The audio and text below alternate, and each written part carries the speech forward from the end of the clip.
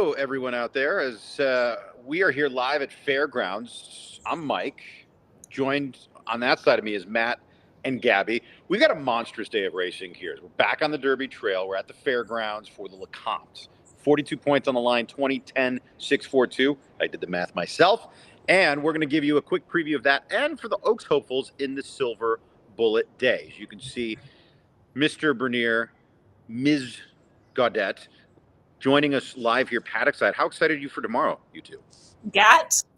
You should have introduced Gabby, Matt. It was Gat or Mabby. We decided to go with Gat. Mabby sounds a little Crabby Mabby. Yeah. Very excited. I love this place, Mike. I absolutely love it. I love New Orleans. I love the fairgrounds, and the road to the Kentucky Derby through the fairgrounds historically has been a very solid one, and it's drawn a massive field this year for the Lecomte. I think this path is only going to continue to grow as far as the strength is concerned. Maybe they don't have a Derby winner recently, but I think it's just a matter of time for a number of reasons. But most specifically, this track, like you talk about the stretch run at Churchill Downs, the stretch here at the fairgrounds goes on forever and a day too.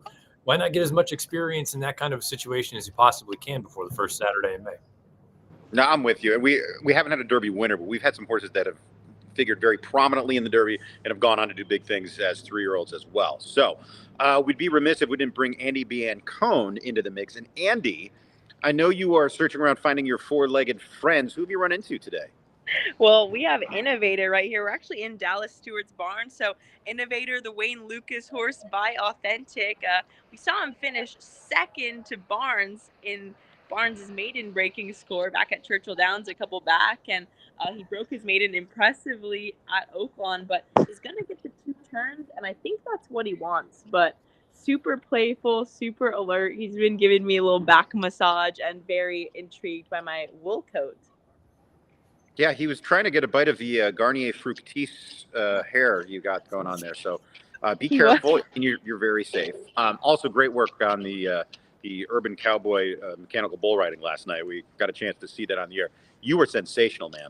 I'm a little sore, I'm not going to lie, but I'm also going to bring you guys over. There's Innovator, cute as can be, but I am going to bring you guys over to Dapper Moon while we are in Dallas's barn. And he is right over here. Thankfully, we got Dallas has his stalls labeled, but Dapper Moon, he's having a snooze. Oh, there he is. Don't wake him up. Shh. He needs his beauty rest. He's resting up for his big day. Here with you, buddy. I want to be doing that right now. I feel that.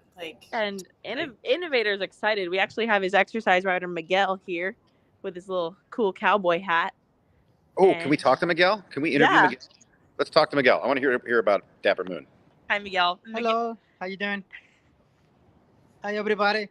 Hi, Miguel. How are you doing? Tell us about Dapper Moon. How's he doing, buddy? He's doing very well, and he's good sharp. Yeah. What's he like in the mornings? Is he a temperamental horse? Oh yeah. Oh yeah. Oh yeah. Oh yeah. Oh yeah. Miguel's gotten on a lot of good horses. He's gotten on Just Steel, Lemon Muffin. He's kind of the go-to guy. Sees the Gray. Yeah. Yep. He's go-to. Well, thanks to Mr. Wine, give me the opportunity. That's right. Can't get these hands at Walmart. That's awesome. Well, Andie, you always have the most fun of anybody when we're doing our jobs. But before we let you go, because we know you're very busy, you've got a lot of stuff to do. Are either of these 2 horses going to be your selection tomorrow? I know you tend to fall in love with your four-legged friends, but you have to go in the direction of one of these 2, or do you think you're going to maybe find somebody else to take your money in the Lecomte? Obviously, Built is going to be a really tough horse to beat. He's the winner of the local prep. I love Disco Time as well, just having the opportunity to get eyes on him at Churchill Downs. He's a gorgeous horse. And Magnitude as well. I kind of have a little bias because I got to ride him a little bit at Keeneland when he was a 2-year-old, and he was a very classy, cool horse. But I actually, of these 2, I really like Innovator. He wants the 2 turns physically. Built for it. I don't know if you could really see the size of him, but just a massive individual. And I know the one post is tough with the other speed that's in there, but this horse is certainly tenacious and he's got a lot of experience. Nice. He does look pretty big. I know we're watching this on a phone, You have to play ball. So is that a good thing when they? Tell me what the when they have like toys like that. That's called a jolly ball, right? Oh yeah. I mean, horses love to play. They're kind of like toddlers. Like race horses are like giant or 1,200-pound toddlers, basically. So he's having a blast with his ball. He's gonna try to bonk me in the head with it, and yeah, just an activity for them to do. Enrichment during the day, super important. Keep them happy Hey, and healthy. Matt and Gabby, as parents of toddlers, how terrifying does a 1,200-pound toddler sound? I'm gonna have nightmares tonight thinking about that. Yeah, I was going to say, I mean, a 30-pound one is hard enough. Never mind 1,200 pounds. Especially with toys. Yes. Well, let's take a look at that field. Gabby, excuse me, Andie, thank you so much for giving us some insight there as we are taking a look at a couple of those contenders. Let's take a look at what that looks like graphically as we take a look at the Lecomte field, a large field, as you mentioned, Matt, and a wide open betting affair. Built certainly the horse to beat, though. Just going to wait for Gabby. Yeah, Built on the outside is, I think, look, the run and the gun runner was really, really strong. The only sort of concern would be the way that race was run and the size of the field that day. It was only a 5-horse field. Gabs is in trouble. That's not my cigar. My cigar is way over here, you guys. This is not my fault. I know you want to blame it because I'm blowing smoke, but the smoke is, we are yards and yards away. This is typical me. When it's time for me to talk, I start coughing. You want some cigar? It'll paralyze the cilia in your lungs and keep the spastic gag reflex from. Never mind. You seem fine now. Anyway, right. Built. I don't have any fault with him in here. I don't think he's in without a chance. Obviously, he's going to be a short price. He's got to deal with the outside draw and the pace. This race tomorrow, I think, is going to be a 180 from what you're going to see right here. They went so slow early on in this spot, and he sprinted home like a good horse. My fear, Gabby, would be he's got to deal with a bigger field. He's got to deal with the outside draw. The pace is going to be faster. At a short number, you got to let price be your guide. If he's close to the 3-1, I think it's too short. I think with Built, they didn't want to overthink anything last time out. It was a small field. He was the best horse. Go on with it. This isn't a horse that needs to lead by any means, but I do think that the post position is going to be a little bit tricky for him, given the amount of speed that is signed on in this race, and you don't want to be caught wide. And I also don't think that he's a horse that wants to be completely taken back to last. He kind of wants a mid-pack trip, and that post position, it's going to be really hard for Jareth to kind of figure out a trip. But I think he's a really nice horse. That was a good sign of things to come, I think, for Built. But this is the true acid test tomorrow for him. I'm excited for him to kind of go on with it. He's bred to get a little bit more distance too. But yeah, this is a very deep field. And although he has proven the most talented thus far, I think there are other horses in here that could really take that big step forward. I'm going to echo a Matt Bernier sentiment. The only thing not to like is the price he'll be tomorrow because there's so many other options in there. But I think he certainly looks at this point to have a load of talent. I don't want to say special yet, but boy, he's trending in that direction. Yeah, he's very special.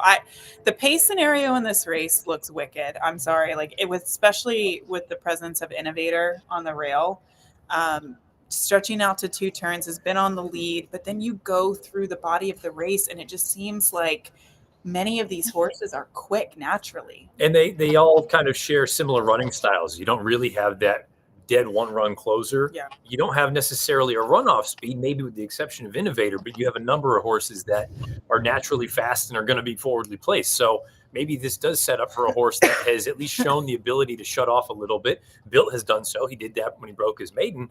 And maybe the outside draw ends up being a bit of a blessing in disguise. I would always be concerned about that, given the likely price that he goes off at. But just as far as talent goes, I don't have any real qualm about him. I think he fits in here really well. Let's get down to Disco Time, because this is another one that I find very intriguing, and I think a lot of people are going to go in this direction. It's the 9-2 second choice on the morning line. And we're going to take a look at Disco Time's most recent effort. Gabby, do you want like a lozenge? I'm so sorry, you guys. Do you need to visit the halls of medicine? Do we want to? Okay. The backtrack's loading here. We're going to see Disco Time. Matt, you don't need to watch the video. Why don't you take us through this Disco Time effort? Because I know you've probably watched it 100 times. Yeah, I was going to say the tape was working. We're going to run it back one more time from the top. And again, this was the most recent start at the end of November. I like that he broke pretty well and then kind of shut it down and then was able to re-engage down the backside. And now when he is tested at the top of the lane, he kicks away beneath flow. Another instance where I don't I don't have any question about the distance with him, and class seems to be there, Gabby. It's just, I don't know. He doesn't really do anything for me at 4-1 or 5-1. I will say, though, I think this horse was touted before his first race. I think the camp has really liked him. He did nothing wrong first time out. He came back against winners. Once again, did nothing wrong. And sometimes I find myself falling into a trap with these Brad horses where they get these good trips. And you're like, well, he can't possibly get another good trip in a field of 14. But it's because of their running style. They are quick, but they also know how to shut off.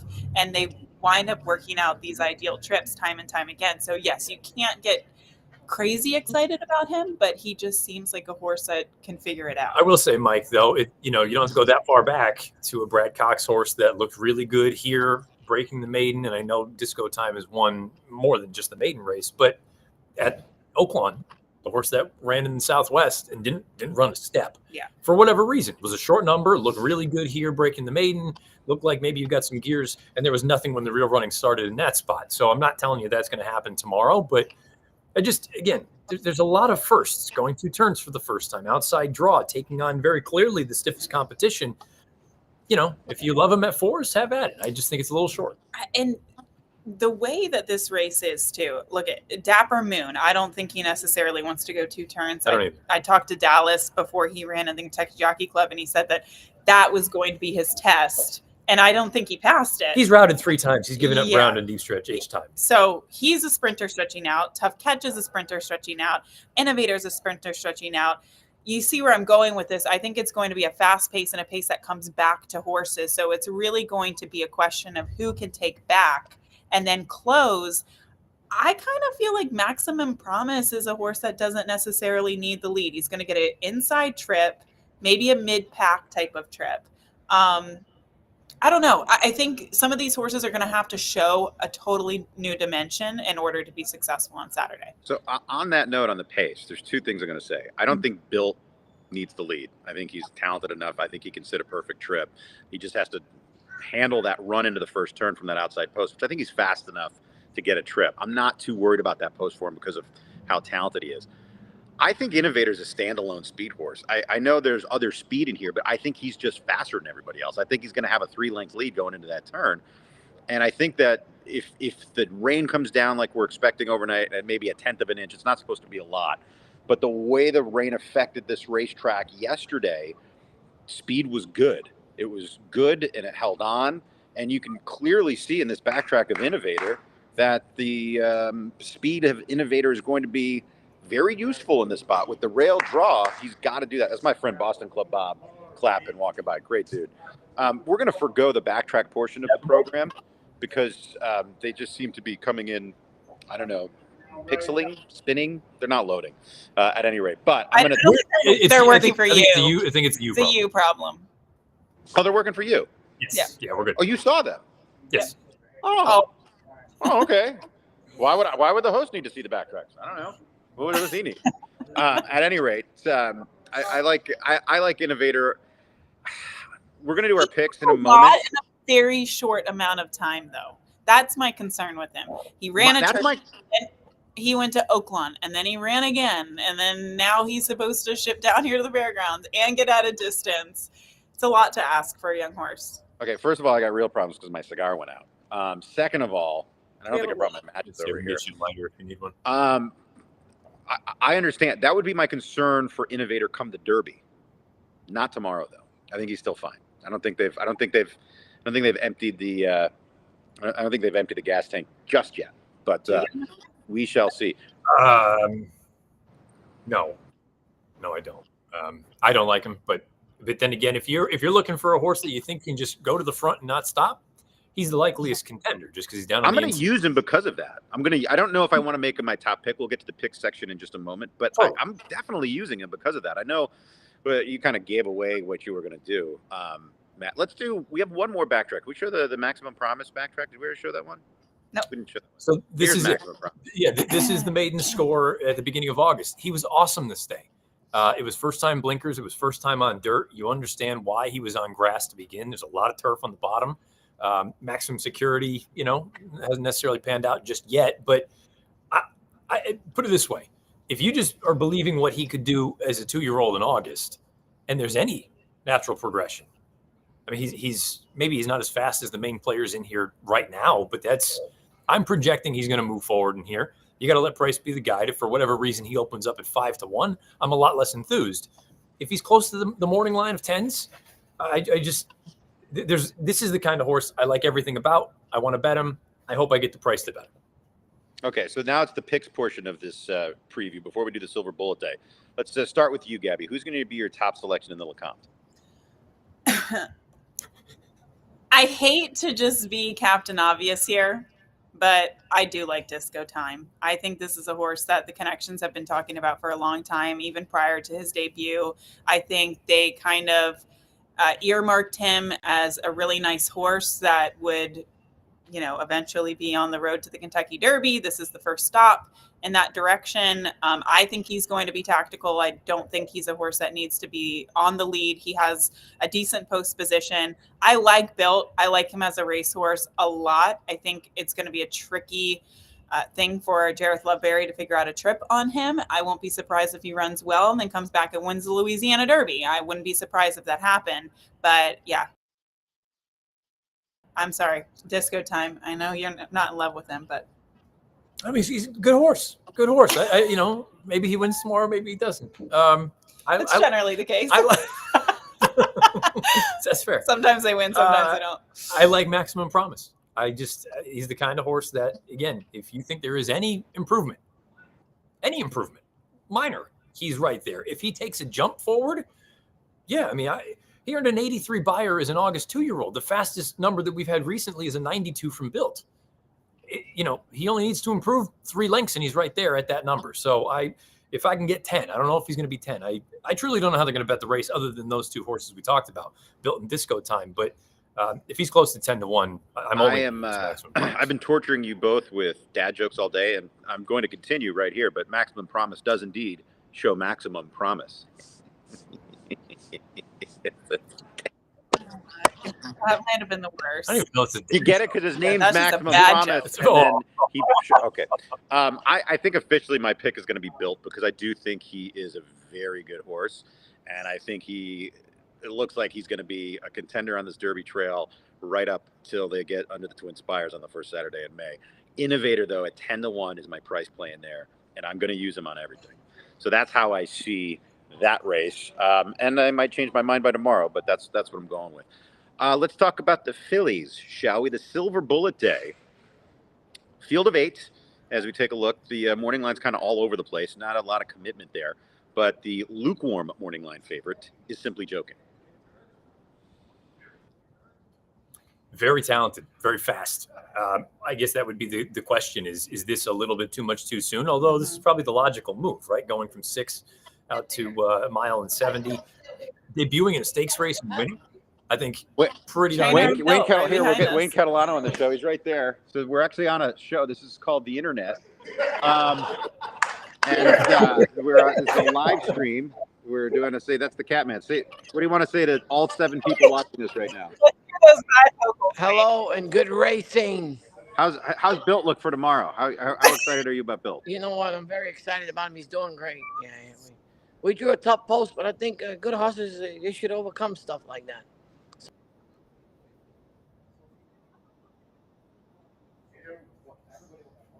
Oh no! What happened? Well, we lost Joyce. Mike, we lost you. Can we steal Wayne? Can we steal Wayne? Can we steal you? We still have you over here. What's the question, Mike? You sounded like Carry you were on, Mike. actually going to ask a good question. I was asking him what the pre-Lecomte meal is. Oh, what's a pre-Lecomte meal? Leftover baked macaroni. Veal Parmesan. Veal Parmesan and some leftover baked macaroni. So Wayne he was kind enough to make us some roast beef po' boys, some baked macaroni, and some artichoke. What was he? Stuffed artichokes. It was just out of this world. But veal Parmesan does sound really good. Like really thin. See?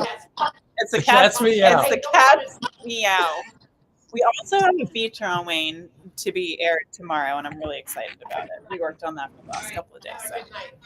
All right. Thanks, guys. Bye, Wayne. Am I back? Cast me out. It was perfect. I don't know what You're happened. back. I think Wayne broke my phone.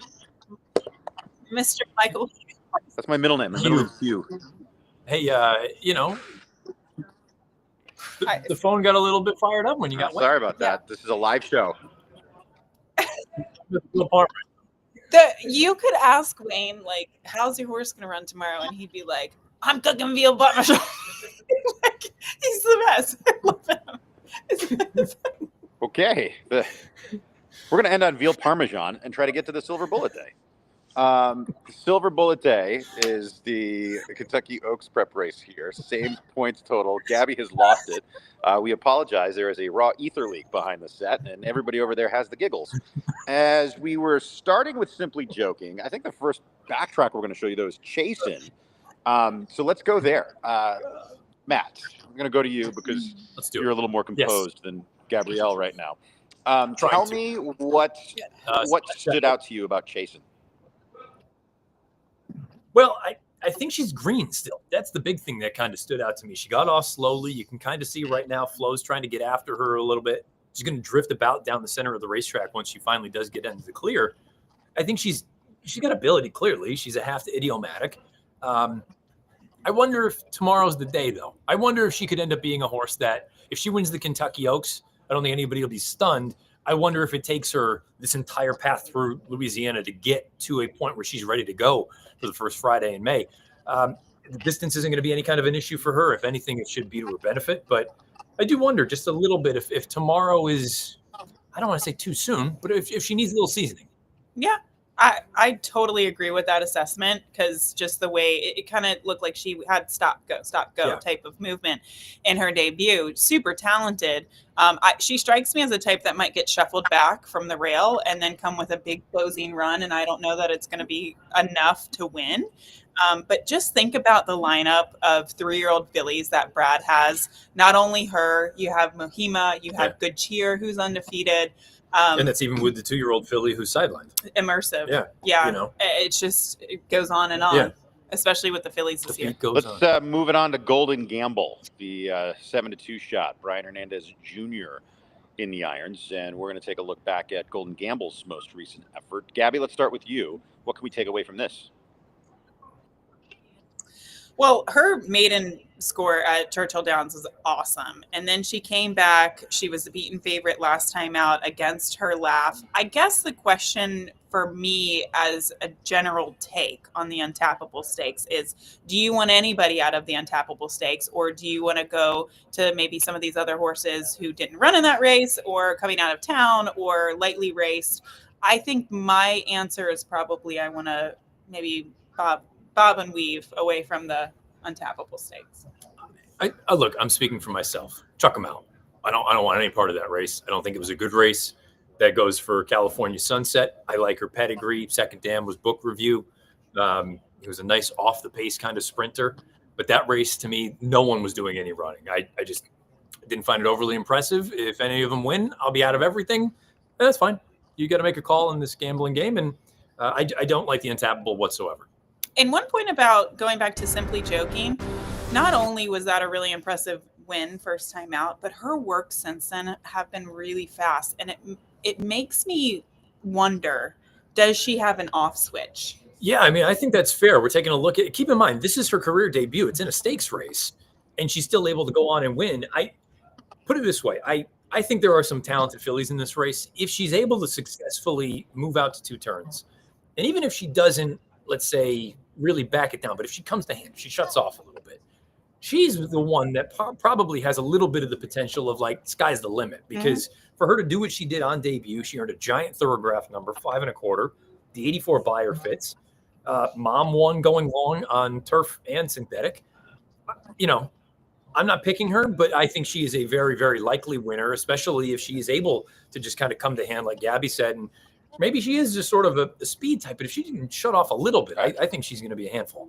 Because sometimes you find those fillies, they're super fast, but they can also shut off. And that's the most potent. Yeah.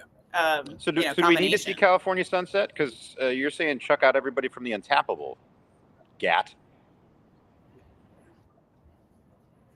I don't. I saw that race. I kind of know what they are. I'm stunned that she has shown such little interest early on. Mhm. It's not alarming. It just makes me think that like on dirt, this ain't gonna work. You needed a complete meltdown. Maybe she's not a turf horse, but I don't like her like that. It's funny because like the filly division is the pace scenario is so different from the Lecomte. Yes. In my opinion, like if Simply Joking is, if she can go 2 turns, she's likely to be the lone speed, right? I mean, I would think that she's probably, it's her or the 7. I could see she's a Swede keeping her company, especially Sure. because I think She went kind of slow last time out, though. But Kenny's got 3 in here. Mm-hmm. Not saying she's a de facto rabbit. We're taking a look at the maiden score most recently. I thought she was good. I was unimpressed, really. I don't think it was a brilliant performance by any means. But again, she could be a key to the race, even if you don't like her, like I don't, because she can hopefully apply a little bit of pressure to one I of these just other love horses that the could two of you have gone through 2/3 of the Kenny McPeak horses, and you haven't even gotten to the winner, which is Goal's Delight, the second timer by Practical Joke. I know we're seeing She's a Swedes backtrack, but much the same way that you like Maximum Potential, I thought Goal's Delight was just outstanding. Yeah, I mean, this is the only horse I'm using in this race. Oh, well, I shouldn't say that. I'll use Whit Beckman's horse, but she was awesome here. I don't think you're going to get 8-1. I think she's probably I'll take 4-1 range. I have nothing to knock about this. She was professional. She sat. She finished. I have nothing to knock. I loved everything I saw there. Maybe she's a little bit slow, but she's really not compared to the rest of the girls in here. So yeah. I think she stacks up very well. She's the pick. She's hopefully the bet. Gabby, like I said, educate me probably here. get 4-1. How hard is it, A, for a horse to win first time out, B, for a horse to win first time out 2 turns, and C, to win first time out 2 turns, stalking trip, and a pull away by almost 6? I think this is So a very leading leading. question. Obviously, it's hard, Mike, especially at the fairgrounds when you get one of the longest stretch runs in North America, because they have to be able to have that elongated run coming down the stretch. I do think that it's really hard, given all those dynamics, that to win here at the fairgrounds first time out, going a mile on a 16th. So yeah, super, super impressive. And the fact that she did that by over 5 lengths, I think there's so much left. There's so much more to her that she can show second time out. It's crazy, but we agree.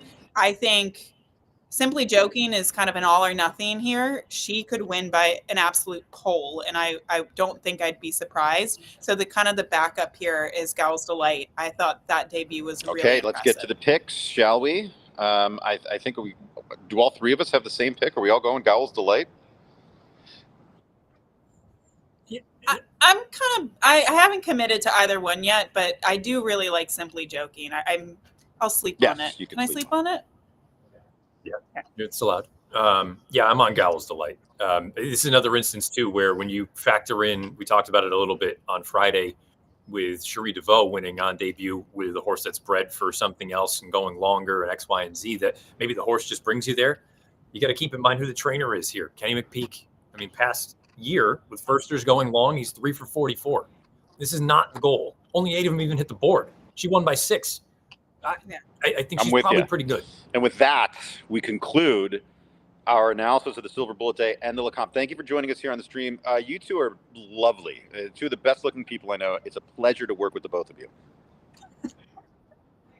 Thanks, you. All right. Likewise, you're I great. want to thank Emily Shields, our social producer, for tolerating me, because that is the worst part of her job. And yet she does it with grace and aplomb. Thanks for joining us. We'll see you.